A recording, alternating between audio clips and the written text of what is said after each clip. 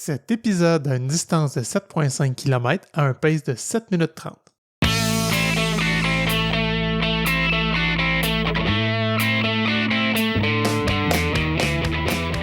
Salut, c'est Coach Bill. On est de retour pour une saison 3 de Coureur.io dans une formule renouvelée. Ici Coach Frank. Évidemment, on poursuit notre mission de vous accompagner dans votre pratique de la course à pied, en étant pertinent, mais surtout en ayant bien du fun. Allô, moi c'est Coach Isa, je suis la petite nouvelle qui joue à l'équipe. Mets tes souliers, prends tes écouteurs parce qu'on part pour une belle course ensemble.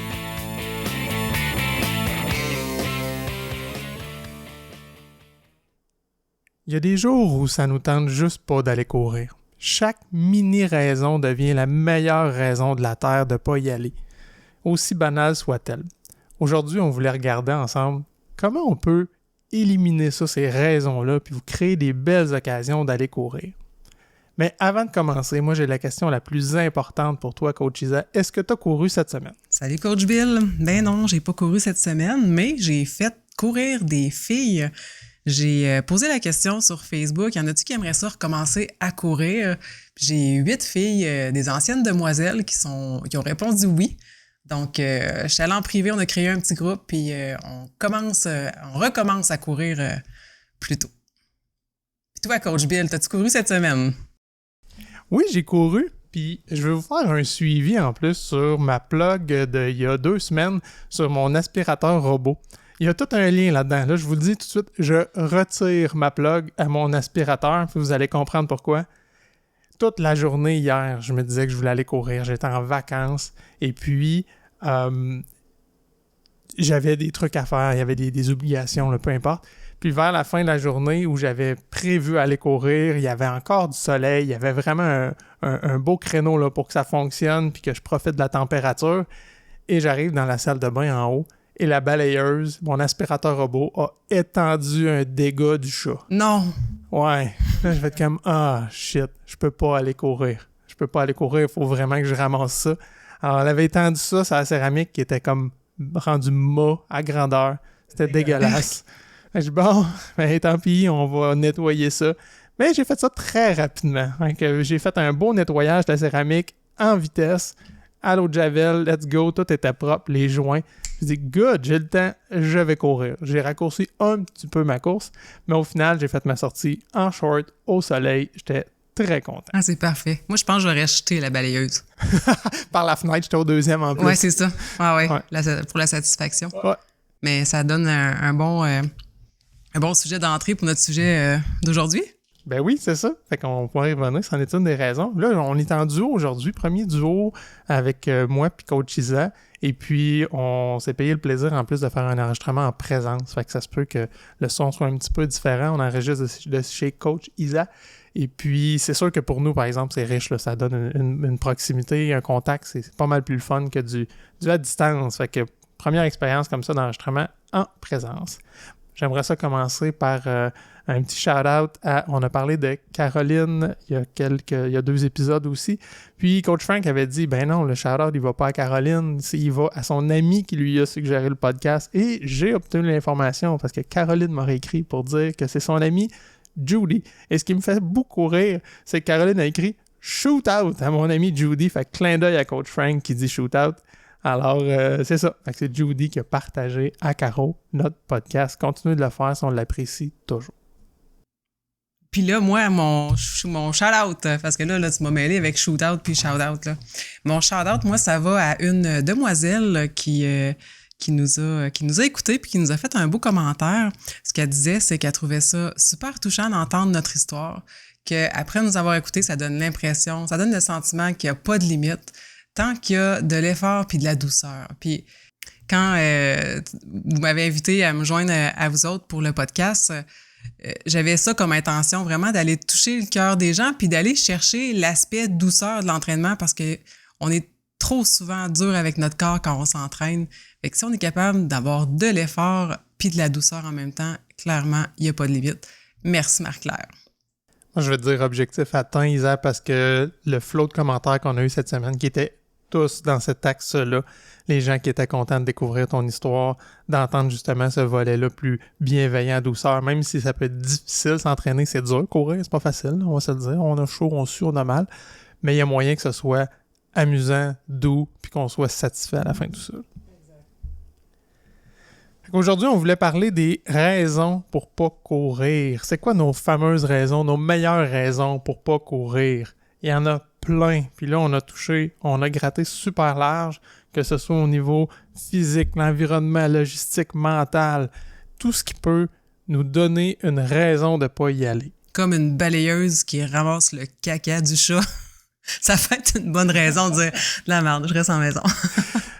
Pour vrai, j'ai vraiment passé proche. Non, là mon chien est mort, là, je veux dire, ça le fera pas. Là. Après ça, il y a d'autres choses en soirée, ça marchait pas. Puis j'ai réussi à le faire finalement. J'ai réussi à le rentrer. J'ai dit, ben ok, je vais faire ça. Puis à la limite, il me restait d'autres petits trucs à faire. Je les ai déportés plus tard. Mais j'étais allé faire ma course. Puis quand je suis revenu, j'étais serein puis j'avais pardonné à ma balayeuse. Oui, puis au chat en même temps. Puis c'est vrai que ça vient vraiment décompresser. C'est le meilleur moment pour aller courir quand on est fâché. On a voulu toucher aussi les deux volets, autant pour les coureurs qui sont des coureurs amateurs qui courent de façon régulière, que des raisons pour des gens de ne pas débuter la course à pied. Ça, on l'entend souvent, il y en a vraiment beaucoup. Ceux-là sont généralement au niveau, je vais dire, logistique ou physique, là, que ce soit, moi je suis pas assez en forme pour courir. Je suis pas assez en forme pour me mettre en forme finalement. Toi, Isa, les gens qui t'ont consulté ou qui te parlent autour, qui veulent commencer à courir, c'est au niveau physique, qu'est-ce qui les bloque généralement à dire « moi, je peux pas commencer parce que… » Quelqu'un qui a jamais couru, clairement, c'est la première chose que la personne va dire, c'est « ben non, moi, je suis pas capable de courir. Par exemple, j'ai pas de cardio. » Mais j'ai pas de cardio, c'est sûr que tu sens que dans ton corps est pas prêt à aller courir, mais clairement, puis ça va répondre à plusieurs points, c'est que l'entraînement est trop difficile puis qu'il n'est pas adapté à ta condition actuelle.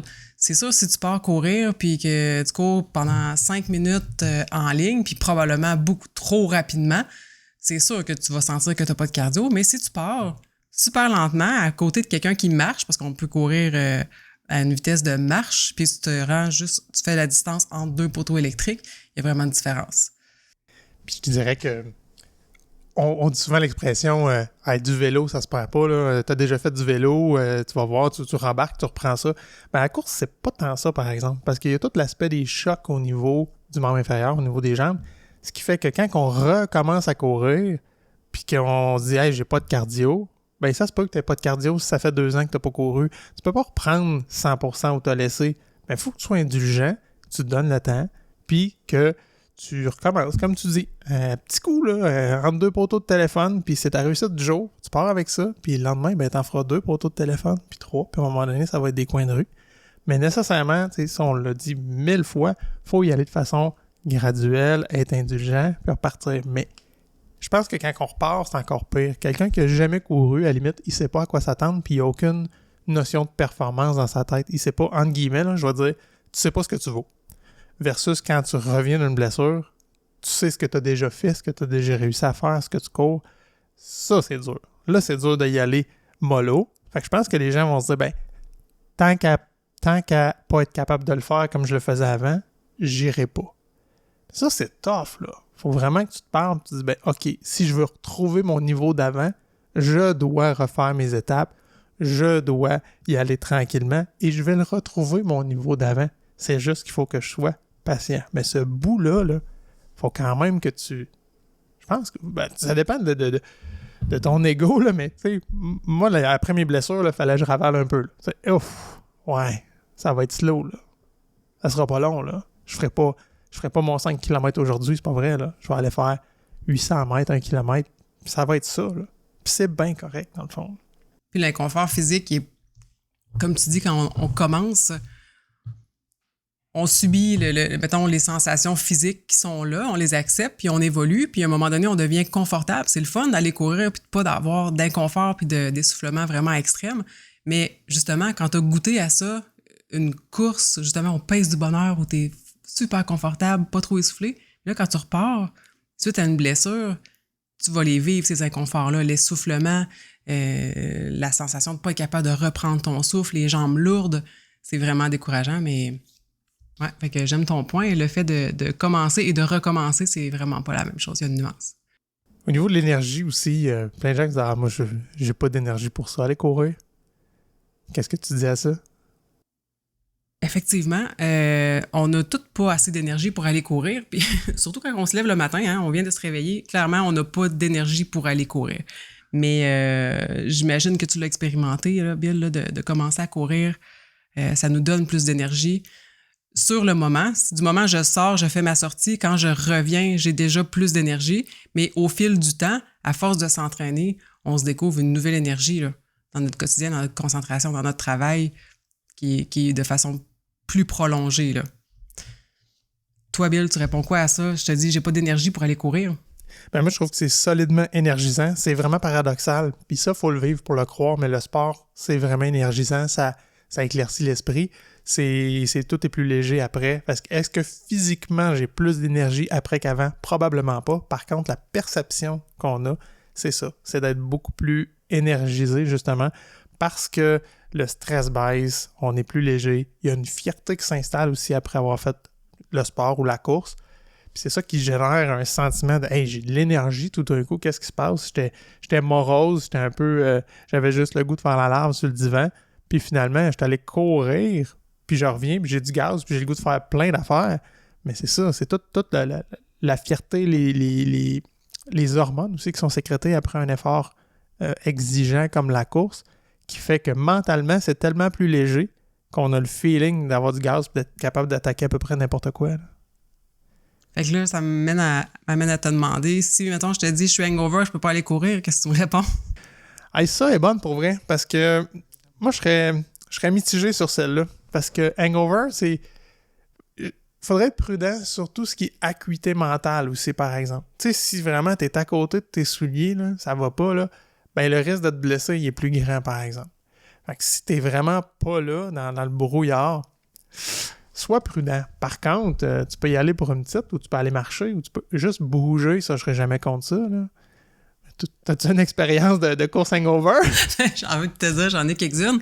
Parce que, tu sais, pas hangover vraiment extrême, là. Je parle, tu prends une coupe de verre de vin le soir, tu te couches un peu plus tard que d'habitude, t'as oublié de boire de l'eau, tu te réveilles le lendemain matin, mal à la tête, manque un peu de salive. Ce hangover-là, clairement, ça fait vraiment du bien d'aller courir. Le mal de tête s'en va instantané. Mais tu sais, je pense que c'est important de bien s'hydrater avant de partir. Mais comme tu dis, là, si c'est trop intense comme hangover, puis t'as encore un taux d'alcoolémie, peut-être attendre quelques heures encore avant d'aller courir. Suer son vin, comme on dit. Mais c'est vrai que ça fait du bien. Puis tu vois, le mal de tête, je vais le rentrer. Tu sais, dans les raisons pour pas aller courir, dans les aspects physiques, j'ai mal à la tête. Combien de fois j'ai vu du monde aller courir, finalement, puis que le mal de tête passe? Parce que généralement, ça va être des céphalées de tension. C'est des tensions au niveau du cou, des épaules. On est raide, on était stressé toute la journée, on était assis tout croche, on a travaillé à l'ordi. Ben, d'aller courir, s'il y a des hormones qui sont sécrétées qui font un assouplissement au niveau musculaire, on est plus léger, on est moins stressé, les épaules descendent, puis souvent le mal de tête va baisser. Ça se peut que les 2-3 premiers pas, là, quand vous cognez à terre, que ça résonne un petit peu dans la caboche, mais c'est pas long que vous allez prendre vos aises, tout va se détendre, puis pour vrai, là, souvent j'ai entendu ça, des gens que le mal de tête passe après une course. J'ai même une expérience avec une athlète que je suivais qui était sujette à des migraines assez pour s'enfermer dans le noir là, pendant 24-48 heures puis être complètement non fonctionnelle.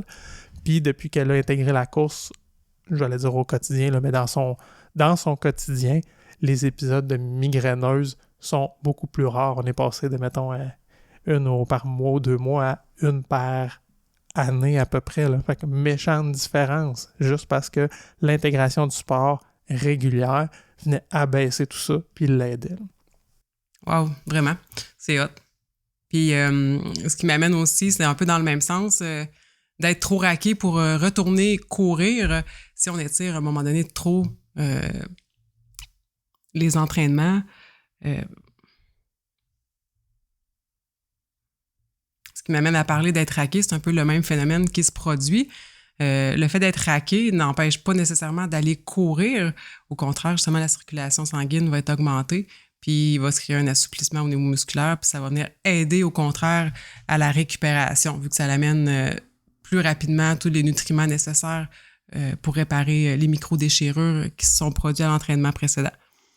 Sauf que c'est pas le temps d'aller te taper une course all out, puis d'essayer de battre un record, puis de gagner un segment Strava, par exemple.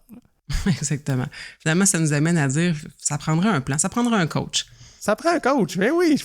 Ça, j'ai déjà entendu ça quelque part. Prenez-vous donc un coach. Toujours un bon commentaire et une bonne recommandation. Ça prend-tu une préparation pour aller courir? Je peux-tu ne pas être assez en forme pour me mettre en forme? Tu peux-tu pas être assez en forme pour te mettre en forme? La réponse est non. C'est sûr que c'est non. Faut pas que ce soit oui. Mais pour la course, faut quand même être prudent. Je reprends mon exemple de vélo. Tu te briseras pas à aller faire une balade de vélo, à aller faire un 5 km de vélo, aller au parc. Là, on parle pas de faire un 100 kg, là, on s'entend. Mais tu sais, faire une balade, t'es correct. Aller faire une petite run de course, ton premier 5, si tu fais ça un dimanche matin, que tu t'es levé et que ça te tente là, d'aller faire ça avec une petite gang que t'as jamais couru, aïe aïe, là, t'étais probablement pas prêt pour ça. Par contre, c'est d'y aller graduellement. C'est juste de prendre le plan, un bon plan. On a déjà souvent parlé du plan de la clinique de coureur pour les débutants. Mais c'est la même chose, c'est de partir tranquillement. Puis je pense que c'est ça qui est tough dans la course. Quand j'y pense, là, les gens sont impatients, le monde veut le réussir vite. Puis moi, le premier, j'aime ça avoir des résultats rapides, puis on est dans un monde d'instantanéité qui fait que quand on n'a pas le résultat maintenant, ben on va abandonner, on va laisser tomber, parce que moi, je veux que ça marche maintenant. Je suis pas bon? Ah, OK, mais c'est peut-être pas pour moi la course. Ben non! C'est juste qu'il faut que tu le fasses comme il faut, graduel, puis que tu intègres ça tranquillement, puis après ça, pour vrai, on n'est plus arrêtable, là. Mais c'est vraiment de prendre le temps d'aller chercher les bases. Puis encore une fois, c'est que la course, ça induit beaucoup de choc. Fait que c'est pas juste le cardio, c'est vraiment le choc au niveau... À chaque pas, finalement, il y a un choc qui se crée. Puis c'est ça qui crée des blessures bien plus que le cardio. Exactement. Puis ça m'amène les gens qui vont dire « J'ai les genoux faibles, je peux pas aller courir ». Clairement. Aussi, si tu te lances avec un 5 km avec une gang, c'est sûr que ça va être dur pour tes genoux, mais si tu pars avec des petits intervalles, t'as fait évaluer tes conditions physiques, clairement, la course à pied peut contribuer à améliorer la force au niveau de tes genoux. Je vais te conter une anecdote dont je suis le propre héros. J'avais beaucoup mal aux genoux avant de commencer à courir. Puis c'était ma défaite de prédilection quand mon entourage a commencé à courir. « Hey Bill, viens avec nous autres, on va courir sur l'heure du dîner où je travaillais. » Ah, mais je peux pas, j'ai les genoux faibles, puis j'ai mal aux genoux, puis j'ai 2 déchirures de ménisque, puis ça le fera pas, là, c'est impossible. Je peux pas vivre, j'ai mal aux genoux. Quand il fait pas beau dehors, là, oh, c'est dur de me déplier, me lever du vent, j'ai vraiment mal aux genoux. Je n'ai plus ça aujourd'hui, alors que je cours régulièrement. Fait que clairement, ça a fait l'effet inverse de venir renforcer mes genoux, renforcer tout ce qui est autour, toutes les structures. Fait que finalement, non seulement c'est pas un frein à commencer la course, mais ça peut même être très bénéfique. Par contre, attention, là, c'est pas un avis médical là, que je vous dis là, parlez à votre doc, il peut y avoir des conditions qui font que ce n'est pas pour vous la course. Mais pour la moyenne des ours, quand on entend « j'ai les genoux faibles », peut-être que si t'es entraîné, il serait moins faible finalement. Exact. Puis, dans ce que j'ai appris comme kinésiologue, c'est, par exemple, tu as parlé de ménisque. Il y a des personnes qui peuvent avoir le ménisque déchiré puis avoir aucune douleur, même qu'ils ne le savent pas tout au long de leur vie, puis finalement, il y avait un ménisque déchiré. Et l'inverse, tu peux avoir mal aux genoux sans avoir de ménisque déchiré. Même chose des hernies discales. Tu peux avoir beaucoup de douleur au dos puis aucun signe d'hernie discale. Puis à l'inverse, aller passer un IRM, te rendre compte que tu as une hernie discale puis tu n'avais aucune douleur.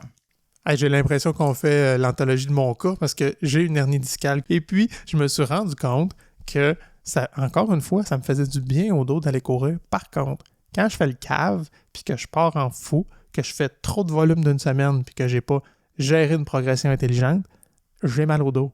Mais à l'inverse, quand ça fait 2 semaines que j'ai pas couru pour X raisons, j'ai mal au dos.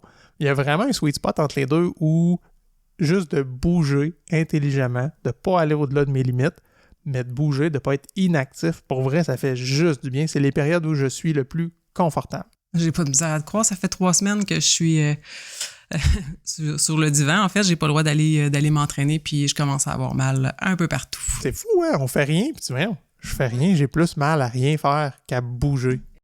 Puis souvent, c'est ça, hein? Il peut y avoir une blessure. Là, il y a une douleur, associée à un faux mouvement, peu importe. Là, il y a un arrêt de course, une période pour récupérer. Puis là, la douleur continue d'augmenter ou des douleurs vont par exemple, un genou, ça va descendre vers le mollet, ça va monter vers la cuisse. Fait que là, la personne ne sera pas tentée de repartir courir. Mais là, les douleurs sont associées à l'immobilité. Fait que souvent, ben, les physios vont pas nécessairement nous arrêter de courir quand il y a une blessure parce qu'au contraire, ça peut augmenter les symptômes de douleur. Au niveau physique, je pense qu'on a fait un pas pire tour. Oui. Au pire, on fera des crochets.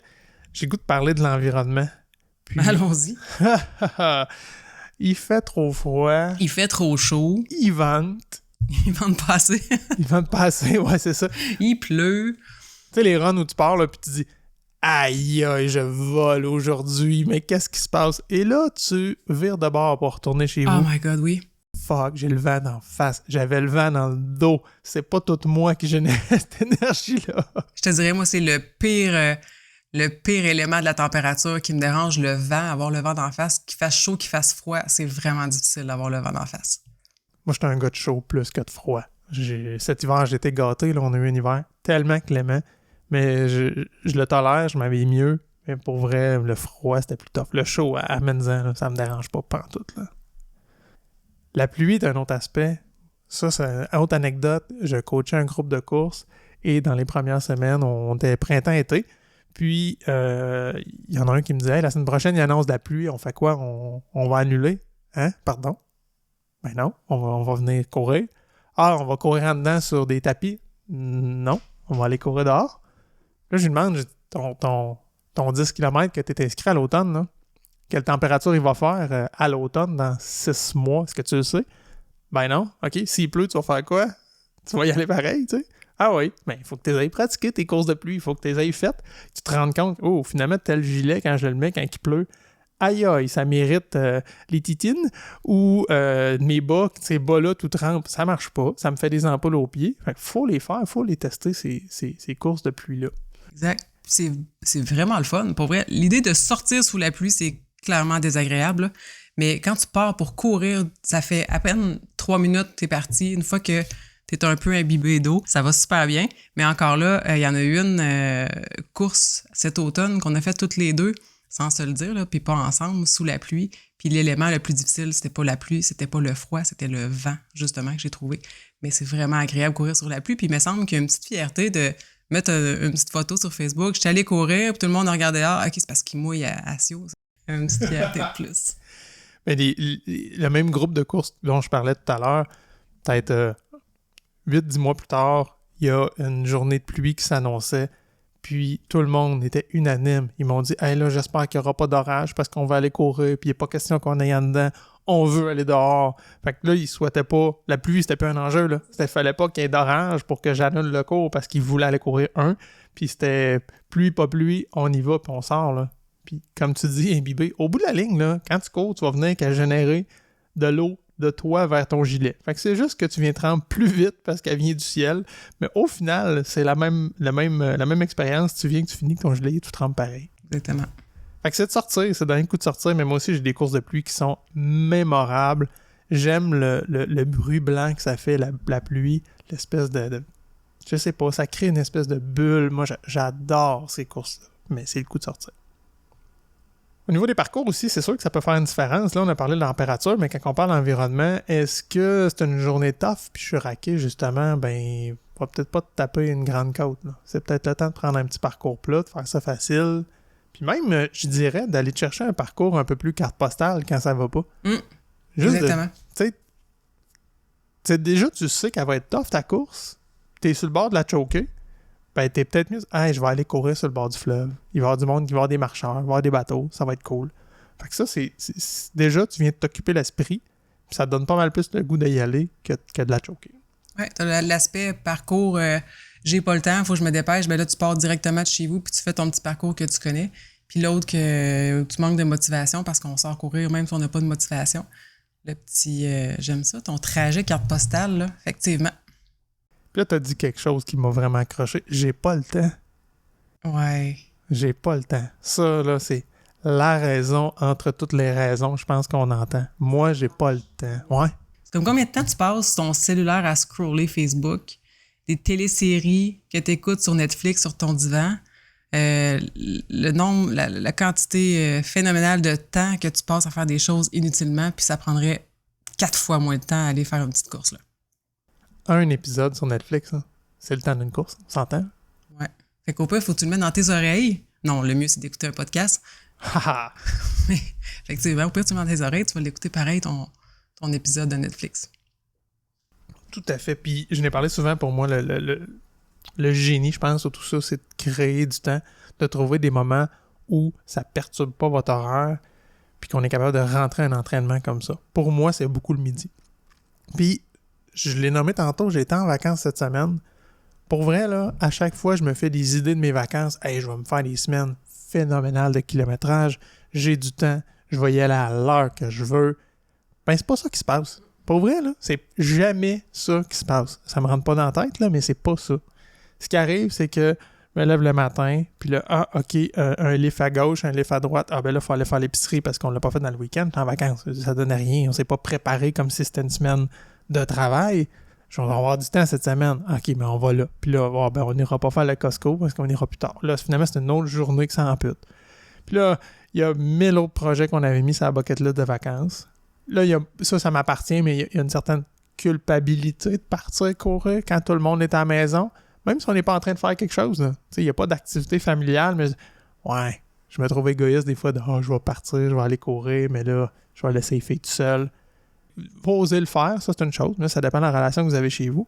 Mais pour moi, le midi, mettons, au travail, je sais que je dérange personne, j'empêche personne, je serais anyway assis tout seul à mon bureau. Fait que pour vrai, c'est un temps idéal pour moi. J'y vais, puis j'arrive à la maison le soir, je fais comme nice, c'est fait, mon sport est fait, je suis en paix avec ça, puis j'ai pas impacté personne d'autre. Mais je te relance sur la culpabilité. D'après moi, c'est quelque chose qui est plus présent qu'on pense. Parce que je vis la même chose où tu dis, j'ai travaillé toute la journée, les enfants ils étaient à la garderie.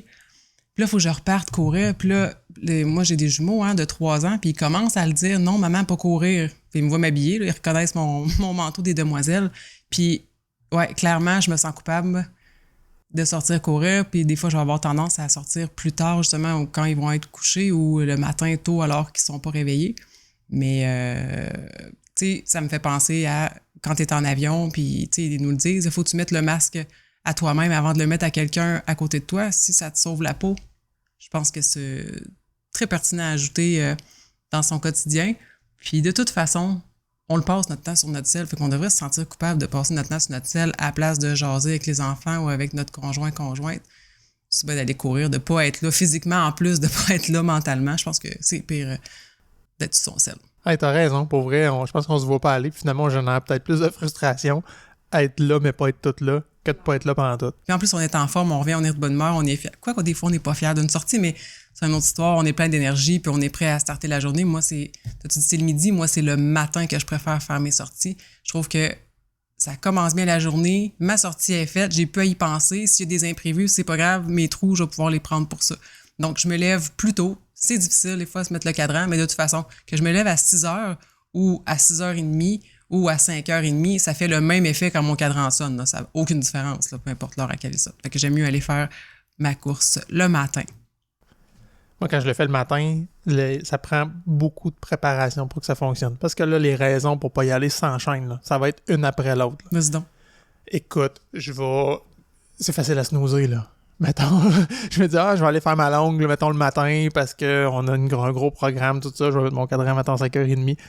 Oh, là, faut que je me déjoue. C'est sûr, là. Il faut que le soir, je prépare mon linge, je choisis qu'est-ce que je vais mettre. Il est prêt, il est sur le bureau. Même souvent, je vais le descendre même au rez-de-chaussée. Là, j'ai mon linge prêt, mes bas, mes shorts, mon t-shirt, mon déjeuner préparé, puis il est dans le frigo. Fait que je sais déjà ce que je mange. Il est prêt, puis souvent, j'aime bien j'ai déjà parlé des gruyot Olos, qui est du gruyot overnight, que je mets mon lait dedans, tout simplement, je mets mon frigo, puis là, le matin, il est prêt. Là, j'ai pas le choix de le manger, là, parce qu'il est prêt, là. C'est pas bon 4 jours, ça, là. Fait que je me dis, OK, faut que je me lève, faut que j'aille manger mon gruyot. C'est un bon argument. Fait que je me lève, je vais manger mon gruyot. J'ai comme plus d'arguments. Je les ai tous éliminés la veille avant de me coucher, mes arguments, mes raisons de pas aller courir. Fait que quand je me lève le matin, ben, je peux pas snoozer, là. Tout est organisé, tout est prêt, tout est là. Vas-y, le gros, puis je pars, je m'habille, puis je réfléchis même pas, là. Je mets mon linge, je mange mon gruyot, je pars, puis c'est fait, c'est parti. Puis t'as dit de quoi tantôt qui m'a interpellé. Des fois, on revient, on n'est pas fiers. Hey, moi, ça m'arrive vraiment pas souvent, ça. Je suis peut-être un chanceux, un privilégié, là, mais des courses où je reviens, puis que je suis choqué ou que je suis pas plus de bonne humeur qu'en partant, ou que je suis déçu, sont rares en tabarnouche. C'est précieux, ça. Ouais. Et, je te relance avec ta routine matinale. Tu as parlé d'une longue, mais admettons que quelqu'un n'était pas capable, parce que là, tu réussis quand même à t'organiser pour faire ta sortie. Mais admettons que je choisissais de faire une longue coupée en 2. Fait que là, je pourrais faire une petite sortie le matin, mettre mon moins snoozer un petit peu plus tard. C'est un peu moins complexe. Peut-être même être capable d'aller courir sans avoir déjeuné, puis faire l'autre partie de ma longue durant l'après-midi ou clairement juste mettre sa longue un autre moment, une autre journée. Les deux options sont bonnes. Puis je pense que les gens, là, tu sens encore le côté insidieux du travail qui fait ça, que si tu fais mettons, longue, disons, là, tu vas faire 2-10 dans ta journée, par exemple, là, parce que tu t'entraînes pour un demi-marathon, comme si ça comptait pas. Tu sais, pour les gens, mais là, ça sera pas écrit 20 sur ce travail. Tu sais, le monde, il fait juste des 10, il sera jamais prêt pour son demi. On le répète, tout le monde s'en sac de votre travail. On est là juste pour les pouces puis s'encourager. Autant, c'est pas important, mais je pense que ça vaut la peine qu'on le répète encore, parce que c'est une grosse vibe qui est là. Fait que tout ça pour dire que moi, je vous la donne, votre longue. Si je vois 2-10 dans la journée, c'est comme une longue, ça compte. Et au niveau physique, ça amène encore plus de bénéfices, je pense. Parce que là, tu habitues ton corps à quand même à empiler des entraînements un après l'autre dans une durée très, très rapprochée. Même si tu n'es pas allé chercher ta longue d'une traite, ça va chercher d'excellents bénéfices au niveau de l'endurance. Et puis, clairement, c'est mieux d'avoir fait 2-10 que pas pantoute, que d'avoir rien fait. Fait que c'est ça qu'il faut garder en tête. Oui, exactement. Souvent, c'est ça. L'excuse va faire en sorte que tu feras rien. T'as un objectif de 5 km, t'as pas le temps de faire 5 km, fait que tu iras pas en faire. Non! Faire 2 km, c'est très bien. En faire 4, bon, c'est encore mieux, mais c'est clairement mieux que de rien faire. Ça, c'est ce qui me fâche le plus chez les personnes qui disent qu'ils n'ont pas le temps. Il y a moyen de faire un mini peu de course, des sorties régulièrement, puis on le dit, tu sais, pour ce qui est d'épargner les articulations, là, le mieux, c'est de courir souvent, à la limite, puis courir moins longtemps. Donc, cours un petit peu à tous les jours, fais des petites sorties de 2 km à tous les jours. Ça va être aussi payant au final que de faire 3 sorties de 5 km dans ta semaine. Puis là, je vais citer un grand sage. Salut, Coach Frank. Fait est mieux que parfait. Et voilà. Là, d'attendre la sortie idéale, parfaite, puis le moment, allez en faire une petite pareille. Sérieux, elle va être faite. Puis elle compte, elle est dans les livres. That's it. Fait que dans le manque de temps, moi, je veux aller avec les enfants, là. Tu sais, souvent, puis ce que je trouve triste le plus, les femmes qui veulent recommencer à s'entraîner, les enfants sont rendus à 7, 8, 10, 12 ans, puis je me suis occupée de la famille, c'était ma priorité, je me suis plus mis en priorité, j'ai pris du poids, peu importe, la condition physique s'est détériorée, puis là, les femmes veulent se remettre en forme. Là, je vais me prendre moi-même en exemple. J'ai des jumeaux de 3 ans. J'ai recommencé à courir. Dans le fond, je les ai eu au mois de décembre. Fait que à 6 mois à peu près après avoir accouché. Du moment que mon conjoint était retourné au travail, je les avais toutes les deux avec moi. Je les embarquais dans poussette double. J'ai commencé à courir. Je faisais mes intervalles. C'est sûr que c'est difficile. Si tu commences à courir, tes enfants sont rendus à 2 ans, puis mettons, tu as des jumeaux de 2 ans, puis tu pars courir avec tes jumeaux de 2 ans dans poussette, la charge va être trop importante. C'est sûr, ça va être vraiment trop difficile. Mais là, je suis partie avec le poids un peu augmenté d'une poussette, puis le poids augmentait graduellement. Fait que j'ai vraiment bien progressé à ce niveau-là. Ensuite de ça, comment j'ai intégré ça dans l'horaire? Il y a des moments où, c'est ma première année de demoiselle, j'étais blessée. Ma coach m'avait dit, OK, courir avec la poussette, c'est terminé. Parce qu'il y avait quelque chose dans mon patron de course là, qui était modifié quand je courais avec la poussette. Et puis, j'y allais pendant la sieste des enfants. Les jumeaux étaient couchés dans la maison. J'avais bien sûr les caméras qui surveillaient. Puis, je sortais en avant de chez nous. Puis, je faisais des allers-retours. Donc, sur 250 mètres, c'est vraiment long. J'ai pas fait ça pour des longues, là. On va se le dire. Mais tu sais, un 3.5, tu sais, j'étais en récupération d'une blessure. Là. Fait que c'est des 2-3 kilomètres que j'ai fait en avant de la maison avec la caméra sur mon cellulaire. Regarde, il y avait pas de raison, là. Puis je m'étais même fait un parcours sur mon terrain. J'ai un grand terrain derrière chez nous. J'avais calculé c'était quoi la distance, puis je faisais des tours de terrain de temps en temps. Je revirais de bord pour pouvoir courir pendant que les enfants étaient couchés. Ensuite de ça, la meilleure option, c'était d'aller porter les enfants à la garderie. Moi, je suis chanceuse, c'est pour me rendre, c'est 2 km, fait que ça me fait un 4 km, je peux continuer après. C'est sûr, j'ai une poussette vide, c'est un peu tannant pour ça, mais bon, c'est tel que tel. Puis j'ai envie de dire aux personnes, hey, mais là, ma garderie, moi, est super loin. Ben au pire, tu pars avec ton auto, les enfants, la poussette dans la voiture, puis tu te parques à 2,5 km de ta garderie, tu débarques la poussette, t'embarques les enfants, puis tu pars, tu fais ta sortie de course, tu reviens à la maison, c'est réglé. T'avais-tu des trucs, toi? Oui, puis j'aimerais ça faire du lien avec des invités qu'on a eus. Jade Gendron qu'on a reçu qui disait que pour elle, les enfants, c'est qu'elle les intégrait à son entraînement. Mais oui, à un certain âge.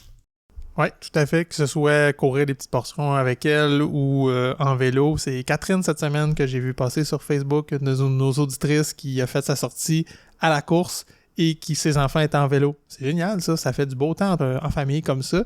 Puis en même temps, monkey see, monkey do, ils voient l'exemple, puis ça leur donne encore plus envie, ils voient que c'est plaisant de faire du sport. Fait que les intégrer quand c'est possible, c'est une super bonne option aussi. Exactement, puis il y a encore Strava, parce que là, si je pars mon Strava avec ma poussette, les jumeaux, puis là, ça se met à chicaner dans la poussette. Là, j'arrête. Là, t'as envie d'arrêter ton Strava. Moi, j'ai arrêté de faire ça. Là. J'arrête plus mon Strava. Je le laisse partir. Puis il y aura des pauses, puis il y aura des pics, puis il y aura des arrêts. Mais je me suis rendu compte que ces entraînements-là, ma fréquence cardiaque était beaucoup plus basse. J'étais beaucoup plus confortable pour le même pace qu'à l'habitude. Fait que ça fait... on en a parlé. Ben, pas moi, mais vous en avez parlé. Le volume gratuit. C'est vraiment intéressant. Fait avec les vélos, les petits en vélo, même affaire. On est préoccupé par leur sécurité. Ça fait qu'on court un peu moins vite. Puis il y a une auditrice, justement, qui en a parlé qu'elle a voulu ralentir son pace pour que ses fréquences cardiaques soient plus basses. Mais au final, elle a augmenté son temps pour la même distance. Donc, de courir de façon plus stable, moins intense, fait en sorte qu'on peut le tenir plus longtemps. On le maintient plus longtemps, exactement. Tout à fait. Est-ce qu'on parle du mental, là? Écoute, c'est le premier qui flanche, hein? Ben, c'est ça qui fait qu'on a tous les autres arguments pour pas aller courir. La peur du jugement. Qu'est-ce que les gens vont penser dans mon voisinage? Je cours, peu importe. Je cours. Même moi, des fois, là, tu sais, je suis en train de faire mon échauffement. Bon, ça m'arrête pas de courir. Je fais mon échauffement, je cours, après ça, je marche. On dirait que j'attends d'arrêter de courir, que la voiture s'est passée pour commencer à marcher. Puis là, je me dis, voyons, c'est complètement inutile. La personne dans son char, first, probablement qu'elle m'a même pas vu. Deuxièmement, elle est préoccupée parce qu'il faut pas qu'elle arrive en retard à la job pour tes enfants à la garderie, peu importe. Tu fais ça, toi? Ben, c'est juste une pensée qui m'effleure l'esprit que j'embarque pas. Hey, maintenant, à cette heure, je fais mes pas chassés, mes pas croisés. Avant, j'étais ben trop gênée. À moi qui était 5 heures du matin, là, je faisais pas ça en public. T'es next level parce que moi, non. Moi, ça me préoccupe quand même encore un peu. Puis j'ai déjà entendu plusieurs histoires de gens qui sortaient courir le soir tard, après qu'il n'y ait plus de marcheurs. Là. Enfin, vraiment plus tard après souper quand il fait noir. Parce qu'ils étaient gênés de se faire voir en train de courir. Parce que je dois pas courir comme il faut, je suis pas vite, mon linge est lettre, peu importe, toutes les raisons sont bonnes. Puis qu'il y a une honte, finalement, de courir, de se faire voir en train de courir. Ça, c'est triste à entendre. Là. Je le comprends. Tu sais, pour vrai, je le comprends. Puis je l'ai nommé dans un épisode précédent. Je pars à l'initial, quand j'étais jeune, j'étais en grand surpoids, j'étais pas un sportif. Je l'ai vécu, cette gêne-là, puis cette peur du jugement-là, où je me mettais pas dans des situations pour aller faire du sport ou à la piscine avec des amis parce que, oh my God, que ça me tentait pas pantoute, là, tu sais, je me filais vraiment pas bien. Puis aujourd'hui, ben c'est sûr que, tu sais, il y a la maturité, l'âge, la compétence aussi. C'est sûr que je me sens plus compétent dans mon sport, puis c'est moins gênant, c'est plus facile. Mais j'ai commencé quelque part quand même. Mais si je vous le dis, si vous êtes... C'est sûr que c'est mieux d'y aller le soir comme ça, puis de gagner en confiance, puis à un moment donné, courir de jour, entre guillemets, que de ne pas le faire pantoute. Tu sais, si c'est ce qui vous permet, qui vous donne accès à faire du sport, continuez à le faire. Mais si vous êtes capable de tranquillement prendre confiance puis d'éliminer ça, sincèrement, vous allez juste filer mieux. Puis je vais prendre l'exemple des courses organisées, que c'est un peu la même chose.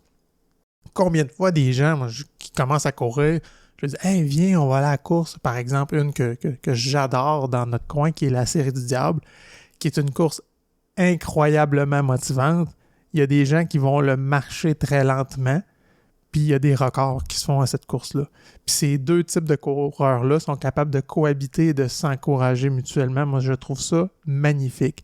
Mais c'est vrai que c'est intimidant. Tu te dis, hey, non, tu m'amèneras pas d'une course. Là. Moi, je fais à peine mon 5 kilos, je fais ça dans le quartier, puis je veux pas trop qu'on me voit, puis je suis pas un vrai coureur encore.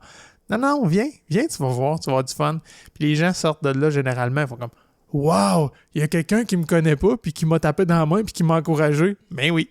C'est ça la communauté des coureurs et des sportifs, tu sais. Fait que là, ça donne confiance aussi, mais c'est gênant la première fois. Moi, je me sentais, mais imposteur fois 1000 la première fois que quelqu'un m'a dit « Viens d'une course organisée ». Ah, mais je gagnerai pas, là. Je veux dire, je vois là pourquoi. Non, tu vas gagner. Promis que tu vas gagner. Tu vas gagner quelque chose, c'est sûr. Et tu sais, comme tu le dis, la personne qui est là pour la première fois est super stressée de sa performance, puis quel regard les autres peuvent porter sur elle. Puis là, cette personne-là évolue, puis à un moment donné, elle arrête d'être stressée, puis il fait plein de courses. Mais tout le monde est préoccupé par sa propre situation. Il n'y a pas personne qui tourne son regard sur toi, qui est à côté. C'est comme « Ah, je viens de te voir.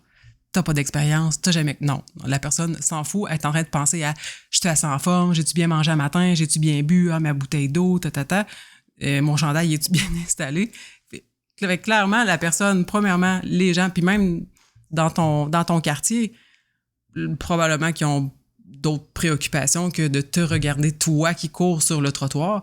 Puis, dans le meilleur des cas, la personne, elle va dire « Crime, hey, je l'avais jamais vu courir. Hey, ça fait 2 étés que je la vois courir. Hey, ça fait 3-4 ans. Elle qui a couru. Hey, t'as-tu vu, elle a commencé, puis elle avait de l'air à trouver ça difficile. Puis là, elle court, on dirait qu'elle vole. » Fait qu'au pire, la personne va avoir une excellente opinion de toi parce que toi, tu cours. Puis cette personne-là, probablement, qui est assise dans son salon, puis qui ne court pas.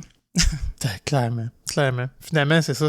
Dites-vous, c'est l'inverse. Hein? Les gens qui vous regardent courir, c'est les gens qui vous regardent qui se sentent coupables parce qu'ils vous envient puis ils vous le trouvent inspirant. Puis souvent, ce que quelqu'un va dire, le jugement ou une parole négative, ça parle de la personne elle-même et non de la personne qui reçoit le commentaire. Fait que faut pas se laisser atteindre par ça. Mais c'est rare, en fait. T'sais, moi, j'en ai jamais eu de commentaire de « Ah ouais, toi, tu cours. » Non, je me rappelle pas de ça. Puis j'en ai jamais fait non plus. Bill, je sais pas toi, mais c'est rare. Non, pas pendant tout. Puis pour vrai, un autre point, souvent les gens, les marcheurs vont nous encourager. « Hey, lâche pas » ou d'autres gens qui courent, évidemment. Moi, je suis celui qui salue tout le monde. Puis à chaque fois que je me fais soit klaxonner en voiture, quelqu'un me lâche un cri, tu sais, on n'entend pas, il passe vite. Moi, j'ai décidé de le prendre toujours positif. Je me dis, ils sont en train de rire de moi ou bien ils m'encouragent? Non. Moi, j'ai décidé de le prendre toujours positif. Non, c'est parce qu'ils m'encouragent. Parce qu'ils ont... Puis that's it, tu sais. Je veux dire, ça changerait quoi dans ma vie de dire « Ah, pourquoi ils rient de moi? » Puis on s'en sac, là. Moi, je cours, j'ai du fun. Là. Exactement. That's it. Tu m'as déjà parlé de la théorie de l'abandon. Ça serait cool que tu le réexpliques. Oui, en fait, la théorie de l'abandon, c'est qu'une fois que tu donnes l'opportunité à ton mental d'abandonner, ça va devenir une porte de sortie facile. Donc, je donne un exemple. J'étais embarquée dans ma routine de course. Ça fait 6 semaines que je cours. J'ai fait toutes mes sorties. Puis là, un matin, un des enfants est malade. Puis il fait pas beau dehors. Puis là, mon chum me dit « Ben là, tu vas courir. Il me semble que là, c'est compliqué un peu. » Puis là, tu dis « OK, j'irai pas cette fois-là. » Tu vas avoir donné dans ton mental la possibilité de ne pas y aller. Fait que là, il va arriver une situation qui va être semblable. N'importe quoi. Ton chum, il va être en retard à la job ou... n'importe, tu vas dire, bah, l'autre fois, j'ai manqué, ça n'a pas changé grand-chose, j'ai quand même continué à faire ma course. Fait que là, ça s'installe, puis ça devient plus facile de prendre la décision d'abandonner. Donc voilà la théorie de l'abandon. Salut à Laurie qui nous a parlé de cette théorie-là au début de l'année avec les demoiselles. Fait que dans le fond, pour contrer ça, c'est peut-être juste d'au moins faire quelque chose quand même si c'est pas ce que tu avais prévu.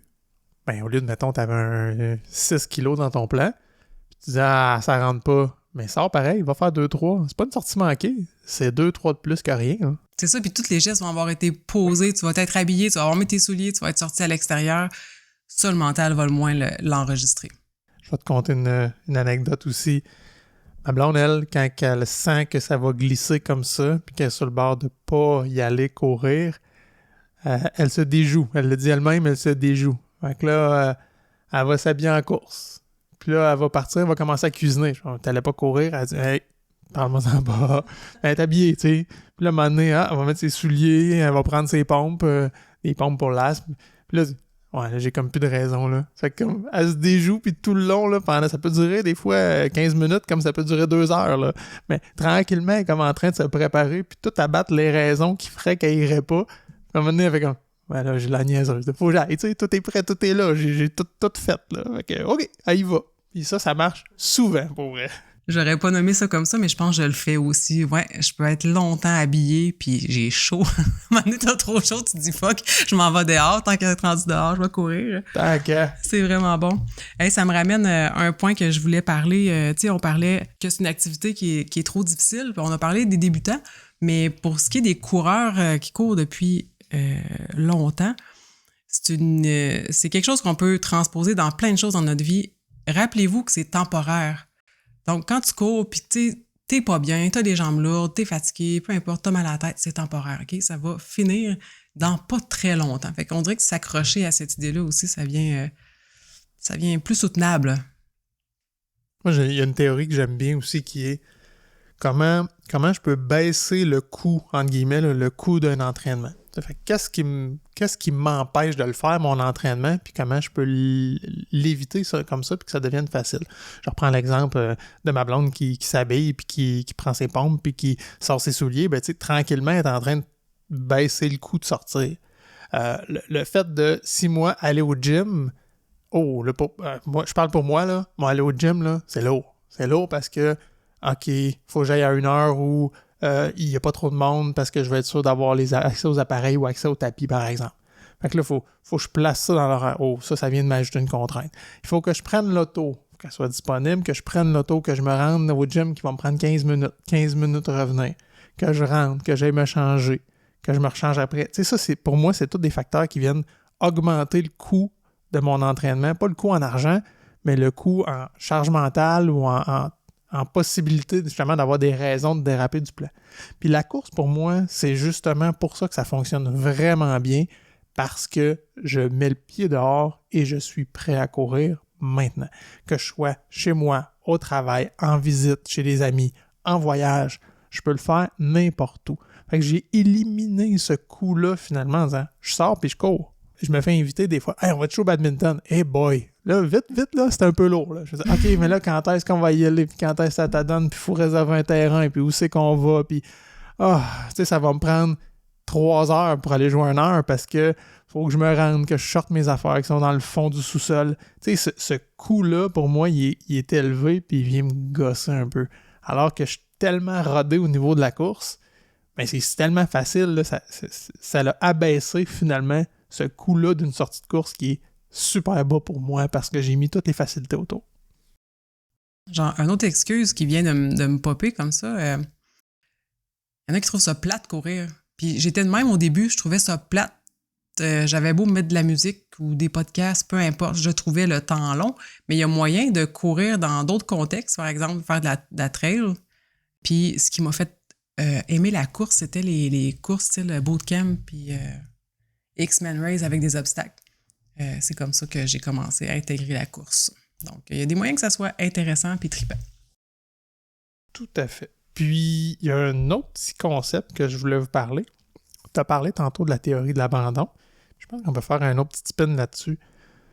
De dire, quelles sont, d'emblée là, je m'assois là puis je m'arrête, je me dis, quelles sont les raisons qui feraient que je ne ferais pas mon entraînement, que je ne courrais pas et que ce serait légitime. Mais tu sais, ça, on fait ça à tête reposée finalement. Là. Si j'ai mal à 6 sur 10, par exemple, c'est très subjectif, là, je donne un chiffre comme ça. Si j'ai mal à 6 sur 10, je ne sors pas courir. Donc là, c'est pas une fuite, c'est pas un abandon. J'ai une condition que je m'étais dit non. Si j'ai mal à plus que 6 sur 10, c'est pas une bonne idée. J'ai plus de bénéfices à me reposer que d'aller courir. S'il y a un orage dehors, justement, j'en ai parlé tantôt, s'il y a un orage électrique, c'est peut-être une bonne idée de rester dans la maison, puis à la limite, trouvez-vous un tapis, mais au moins, vous avez établi les bases qui fait que vous n'y allez pas. C'est pas juste un feeling du matin de « ça me tente pas, j'y vais pas ». Là, c'est « non, c'est vrai, j'avais établi mes raisons, c'est « OK, il n'y a pas d'orage, il pleut. Ouais, mais il pleut, mais il n'y a pas d'orage, puis il n'y en aura pas d'orage dans la prochaine heure. OK, j'y vais. » J'ai pas atteint finalement cette cible-là, j'ai pas touché ce point-là. J'y vais. J'ai pas de raison de ne pas y aller. Puis tu sais, ça m'amène à parler de la motivation. j'ai pas de motivation, mais quelqu'un qui court 4-5 fois par semaine, il y a des matins, il y a des journées qui n'en a pas de motivation, mais il faut pas se baser là-dessus pour dire je vais devenir un coureur quotidien. Puis moi, la première, là, j'ai mes motivations sur le long terme. Je sais que je veux courir, je sais que j'ai des objectifs de course, je sais les bienfaits que ça m'apporte, mais là, tout de suite, d'aller courir, ça me tente pas nécessairement, là. Fait qu'une fois sur deux, j'en ai pas de motivation, mais c'est juste que je sais les bénéfices que je vais avoir. Fait que je fais un peu ce que ta blonde fait, je m'habille. Tu sais, ça me tente pas, je mets mes souliers, ça me tente pas, je mets mon manteau, ça me tente pas, je cherche mes gants, je cherche ma tuque, ça me tente pas, mais mon corps est en action quand même, malgré que ma tête me dit « Hey, ça te tente pas, reste assis ». Mais je fais juste choisir d'écouter la petite voix qui dit « Ouais, mais faut que j'y aille. » Tu sais, si je veux courir 21 km, là, faut que j'aille en courir 5 à matin, faut que j'aille en courir 10. Fait que je resterai pas assis sur mon divan. C'est pas une option pour l'objectif à atteindre. Fait que c'est juste de se mettre en action, poser les gestes, pas te brosser les dents, habille-toi, ça te tente pas, c'est pas grave, t'es rendu dehors, tu vas la faire pareil ta course. Là, on a fait un bon tour, je pense. Là, on est allé à gauche, à droite. Je suis sûr que vous avez 1000 autres raisons qui vous appartiennent de ne pas courir, qui sont probablement connexes avec ce qu'on a nommé. Mais au bout de ça, des solutions. C'est quoi, toi, tes trucs globaux pour pas succomber finalement à ces raisons-là? Ben oui, il y a plein de solutions, puis ça vient englober plusieurs raisons de ne pas courir. Par exemple, avoir des objectifs qui sont réalistes. On l'a dit, pour débuter la course, ça sert à rien de vouloir commencer par un 5 km, là. Courir la distance entre 2 poteaux de téléphone, tu fais ça 3 fois, puis tu marches entre les 2 autres poteaux de téléphone. Ça, c'est un objectif qui est réalisable. Après ça, un autre type d'objectif, si tu dis dans 6 semaines, là, je veux courir un demi-marathon, c'est pas du tout réaliste, là. Donc, ce serait la première chose. Deuxièmement, d'avoir des objectifs. Clairement, il faut commencer par en avoir un objectif. Juste partir, dire je vais courir, ça prend un premier objectif. Deuxièmement, ça prend une progression. Puis là, souvent, on va se référer à un coach, quelqu'un qui est capable de mettre une progression qui est réaliste puis qui est adaptée à tes conditions physiques à toi. Parce que, admettons, tu dis, OK, je pars avec l'idée de je cours 3 poteaux de téléphone.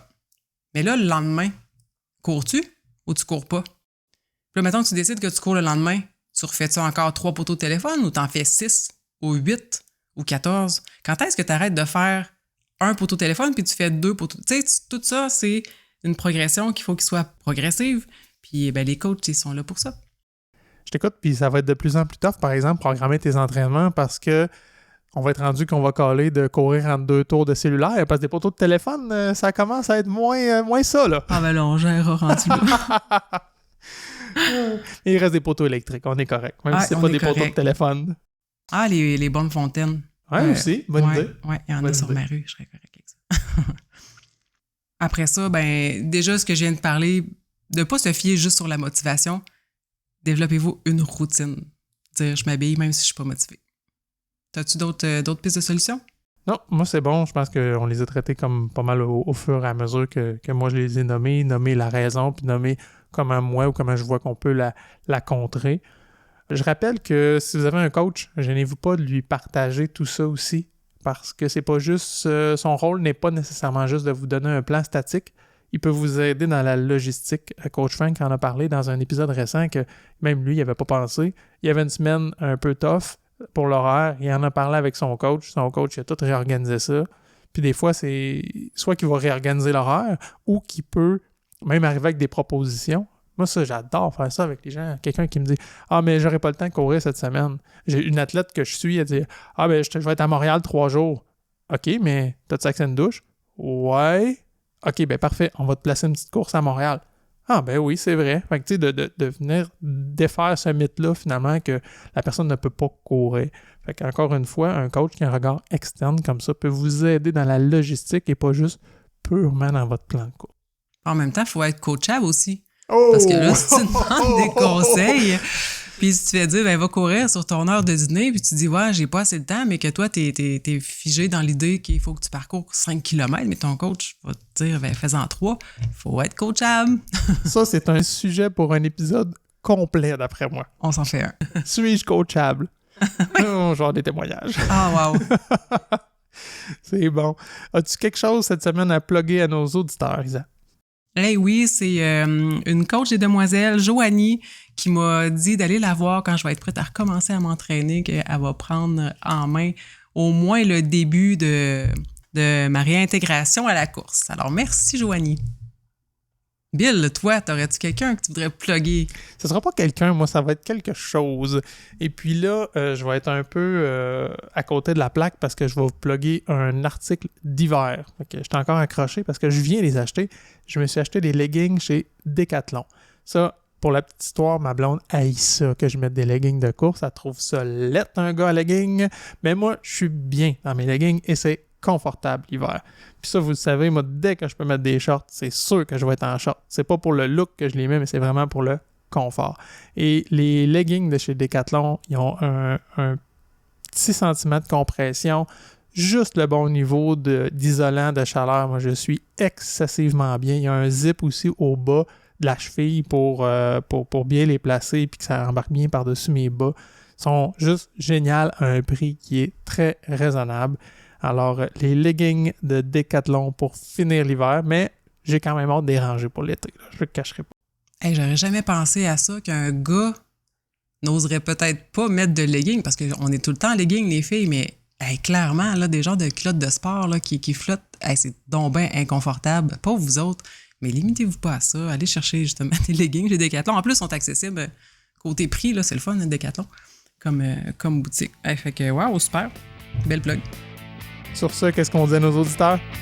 Je vous souhaite une belle course.